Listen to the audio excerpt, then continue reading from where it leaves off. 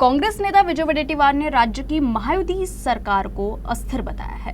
उन्होंने कहा कि प्रचंड बहुमत के साथ सत्ता में आई महायुति सरकार अभी भी स्थिर नहीं है। सरकार में अभी भी लाभ के पद को लेकर आपसी विवाद शुरू है और इसका खामियाजा आम जनता को हो रहा है। नागपुर में मीडिया से बात करते हुए उन्होंने सरकार पर किसानों के पेमेंट नहीं करने और ओबीसी छात्रों के पैसे नहीं मिलने का भी आरोप लगाया। आपल्या निराधार योजनेचे पैसे 4 महिन्यापासून त्या गरिबांचे पैसे मिळत नाही आहेत। 6 महिन्यापासून रोजगार हमीचे पैसे मिळत नाही आहेत। तर आहे काय बा बोलाची कडी बोलाचा भात बाता करते रहो आणि लोकांना लाता मारत राहा असं आहे काय? अशासाठी सरकार आहे काय? त्यामुळे हे सगळं जे चाललेलं आहे हे केवळ अजूनही सरकार स्थिर झाल्याचं लक्षण नाही। एवढं बहुमत मिळून हे सरकार अस्थिरच आहे आणि अस्थिर कशासाठी तर हिस्से वाटणीवरून अजूनही अस्थिर आहे। अजूनही हिस्से वाटणी यांची बरोबर झाली नाही।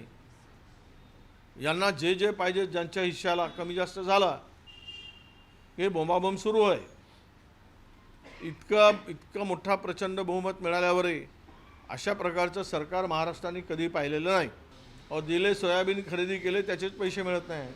4 महिने झाले धानाचे पैसे मिळत नाही शेतकऱ्यांचे। शेतकरी ओरडत आहे आमचे धान घेतलेत पण आमचे पैसे द्या। ओबीसी वसतिगृहातील पोरांचे पैसे मिळत नाही आहे जे त्यांना स्टायपंड दिलं जातं। आता पोरांचे वांदे झालेत कुठं खावं। 72 हॉस्टेल केलेत। ओबीसी साठी छाती ऊर डोकं बदलून घेतलं आणि ओबीसी पोरांना वाऱ्यावर सोडलं। मागणी होते 2 कोटीची महिन्याची 10 लाख न 15 लाख देतात। 2 महिने 3 महिन्यापासून पोरांना पैसे मिळालेत ओबीसीच्या। काय चाललंय हे?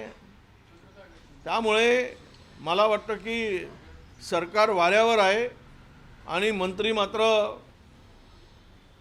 मस्तपैकी जनता वारा खाते आणि मंत्री पैसे खात आहेत। यावरच राज्य चाललेलं आहे।